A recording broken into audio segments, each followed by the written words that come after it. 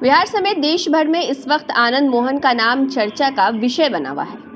बिहार के बाहुबली नेता और पूर्व सांसद आनंद मोहन की रिहाई की खबर के साथ ही इस वक्त पूरे देश भर की सियासत जो है वो तेज हो गई है। आनंद मोहन को तत्कालीन डीएम जी कृष्णैया की हत्या के आरोप में पहले फांसी की सजा सुनाई गई, उसके बाद इस सजा में तब्दील करके उन्हें उम्र कैद की सजा सुनाई गई। वहीं अब नीतीश सरकार ने बड़ा फैसला लेते हुए उस कानून को ही खत्म कर दिया है जिसमें आनंद मोहन को इस मामले में उम्र कैद की सजा सुनाई गई थी। लेकिन क्या है आनंद मोहन की पूरी कहानी? कौन थे वो आईएएस अधिकारी, कौन थे वो डीएम जी कृष्णैया जिनके हत्या के आरोप में आनंद मोहन को सजा सुनाई गई थी?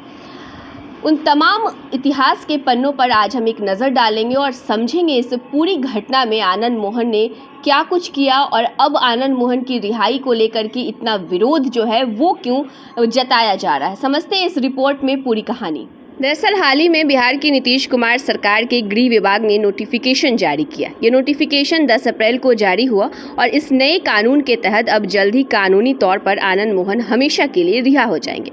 असल में बिहार के कानून में अब तक ये था कि सरकारी अधिकारी की हत्या करने के दोषी को किसी भी आधार पर रिहा नहीं किया जाएगा, लेकिन अब बिहार सरकार ने जेल नियमावली में संशोधन कर दिया।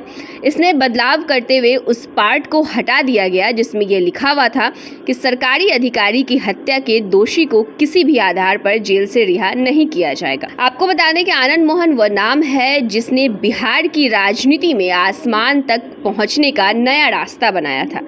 ये रास्ता था अपराध के आंकड़ों का, जुर्म की दुनिया में जिसका जितना बड़ा ग्राफ उसका उतना बड़ा कद, और उसी कद काठी जैसा ताकतवर रहा है आनंद मोहन। बात साल 1994 की है जब एक घटना ने पूरे देश को हिलाकर रख दिया। किसी जिले का सरकारी मालिक डीएम को कहा जाता है और उसी डीएम की पीट कर हत्या होना कितनी बड़ी बात है।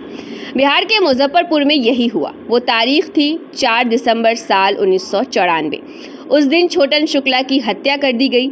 छोटन शुक्ला को बाहुबली आनंद मोहन बेहद ही खास मानता था। असल में ये कहा जाता है कि छोटन शुक्ला विधानसभा चुनाव लड़ने की तैयारी कर रहा था। छोटन शुक्ला बाहुबली आनंद मोहन का खास था और 1994 से ही बिहार पीपल्स पार्टी से जुड़ा हुआ था। लेकिन छोटन शुक्ला की 4 दिसंबर 1994 को हत्या हुई और उसके अगले ही दिन यानी 5 दिसंबर 1994 को खुद आनंद मोहन के नेतृत्व में लाश लेकर सड़क पर विरोध किया जा रहा था। उसी दौरान हाजीपुर के रास्ते नेशनल हाईवे से लाल बत्ती वाली गाड़ी गुजर रही थी। उस गाड़ी में पड़ोसी जिले गोपालगंज के डीएम थे। डीएम का नाम था जी कृष्णैया। वो दलित डीएम थे, मूल रूप से तेलंगाना के रहने वाले थे। वहीं इधर सवर्ण जाति वाले सड़क पर विरोध कर रहे थे। कहते हैं कि इनका इस केस से कोई भी लेना देना नहीं था। मुजफ्फरपुर में सरकारी अधिकारियों की एक अहम मीटिंग थी और उसी मीटिंग में शामिल होने के लिए जी कृष्णैया आए थे। मीटिंग के बाद वे सरकारी गाड़ी से गोपालगंज लौट रहे थे और तभी भीड़ अचानक से बेकाबू हो जाती है। डीएम जी कृष्णैया के साथ सरकारी गनर भी थे। फिर भी भीड़ ने डीएम को पीटना शुरू कर दिया। वे चीखते हुए बोले कि मैं गोपालगंज का डीएम हूँ, मुजफ्फरपुर का नहीं।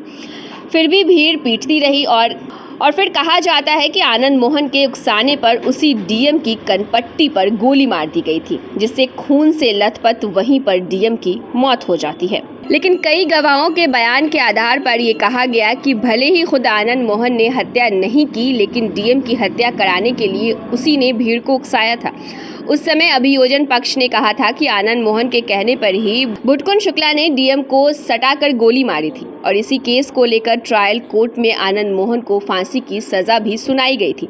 हालांकि आपको बता दें कि बाद में हाई कोर्ट ने फांसी की सजा को बदल दिया था, इसे आजीवन कारावास में बदल दिया गया।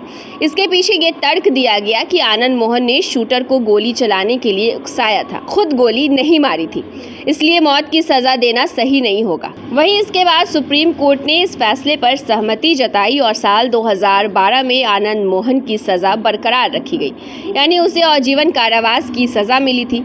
लेकिन 14 साल सजा काटने के बाद उसका राज्य सरकार ने रिव्यू किया और अच्छे आचरण और नए कानून में संशोधन का हवाला देकर के अब आनंद मोहन को रिहा करने की बात सामने आई है।